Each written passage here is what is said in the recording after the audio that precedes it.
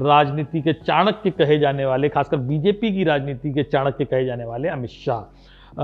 अमित शाह अभी गृह मंत्री हैं। कई सारे लोग उनको भावी प्रधानमंत्री के रूप में भी देखते हैं। कई सारे लोग कहते हैं कि प्रधानमंत्री नरेंद्र मोदी के जाते ही उनकी राजनीति भी चौपट हो सकती है। तो अगर जिस तरह से हमने नरेंद्र मोदी के बारे में बात करी और मृगांक ने पहले कहा कि हो सकता है 75 वर्ष की आयु के होने के बाद नरेंद्र मोदी राजनीति से, सक्रिय राजनीति से संन्यास ले लें, मतलब इसके भी संकेत हैं। तो 2025 अमित शाह के लिए कैसा है? हनुमान जी, आपसे मेरा सवाल यही। जी देखिए, अमित शाह जी की जो डिटेल है वो है 22 अक्टूबर 1964। यदि ये सही है तो उनका मूलांक 4, भाग्यांक 7 और नामांक जो बन रहा है वो 1 बन रहा है। लेकिन अमित शाह जी ने जो शपथ ली है उसमें अपना नाम उन्होंने लिखा है या कहा है अमित अनिल चंद्र शाह। तो उसका जो टोटल बन रहा है 6 बन रहा है। और इस साल का जो अंक 9 है वो अंक 4 के लिए औसत परिणाम दे रहा है। मतलब ऐसा नहीं कि वो कोई बड़ी सारी या नई उपलब्धि दे देगा, या ऐसा भी नहीं कि कोई बहुत उनको परेशान करेगा। वो मेहनती व्यक्ति हैं और मेहनती व्यक्ति को अंक 4 अच्छे रिजल्ट देता है। हाँ, अप्रत्याशित फायदे भी मिल सकते हैं जिनकी आपने उम्मीद नहीं की होगी, लेकिन क्योंकि हम सबने प्रधानमंत्री पद की उम्मीद की है तो पता नहीं ये होगा या नहीं, थोड़ा सा मुझे डाउट है। लेकिन संघर्ष के बाद अच्छी सफलताएं मिलती हुई प्रतीत हो रही हैं। कुछ कंट्रोवर्सीज में रहेंगे, बीच बीच में थकने की भी स्थितियां आ सकती हैं। कभी कभी ऐसा लगता है कि किसी बात को लेकर लोग उन्हें डिफेम भी कर सकते हैं। लेकिन कुल मिलाकर इस साल को अगर मैं ओवरऑल कहूं तो कोई बहुत बड़ा अचीवमेंट देने वाला अंक ऐसा कह रहे हैं नजर नहीं आ रहा है।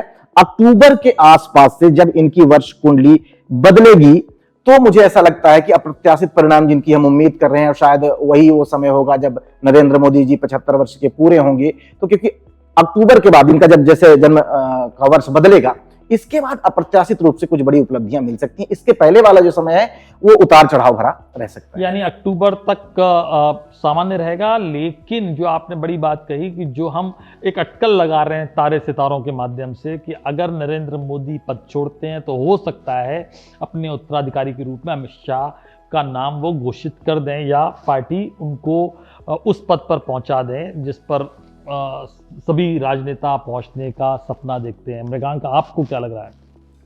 मुझे ये राह थोड़ी सी कठिन लगती है। जो मेरे पास आंकड़े हैं उनके मुताबिक इनकी कन्या लग्न और मेष राशि की कुंडली है और अभी मार्च से इनकी 7.5 शुरू होने वाली है। बृहस्पति की महादशा चल रही है जो चतुर्थेश और सप्तमेश होकर भाग्य स्थान में बैठे हैं और लगन पर दृष्टि डालकर इन्हें एक विशेष व्यक्तित्व का स्वामी बनाते हैं कि एक अच्छा मजबूत निर्णय लेने वाला, जो आपने भी कहा कि इन्हें राजनीति में चाणक्य कहा जाता है। बृहस्पति में शनि की दशा जुलाई 2026 तक चलेगी।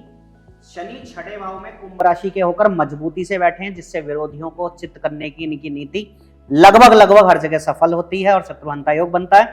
तो ये विरोधियों को जीतने तो नहीं देगी, लेकिन शनि वक्री अवस्था में है, जिससे कुछ आरोप प्रत्यारोप भी इन पर लगते रहते हैं और इनको स्वास्थ्य समस्याएं अब परेशान करना शुरू कर देंगी, क्योंकि 7.5 का प्रभाव भी आएगा।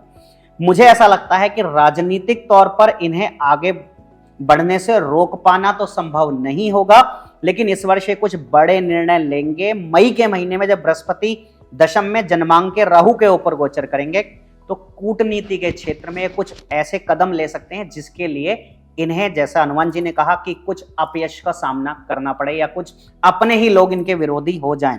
लेकिन मेरे विचार से जो सबसे बड़ी बात जो मेरे मस्तिष्क में आती है वो ये कि 2025 और 2026 शायद, ईश्वर ना करे, इनकी सेहत के लिए कठिन वर्ष रहेंगे। तो ये अमित शाह जी के लिए एक भविष्यवाणी है, या जिसको कहें कि संकेत है, ज्योतिषी संकेत, कि वो अपने सेहत का ख्याल रखें।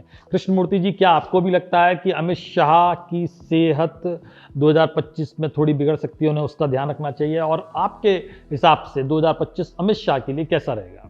2025 में अमित शाह की गुरु शनि दशा और बदलते अंतरदशाओं के साथ एक प्रभावशाली नेतृत्व का वर्ष नजर आता है।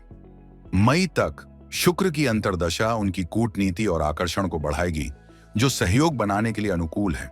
मई से जून तक सूर्य का प्रभाव उनके अधिकार और साहसिक कदमों को मजबूती देगा। कुल मिलाकर 2025 रणनीतिक नेतृत्व, जनसंपर्क और निर्णायक कार्यों का वर्ष रहेगा।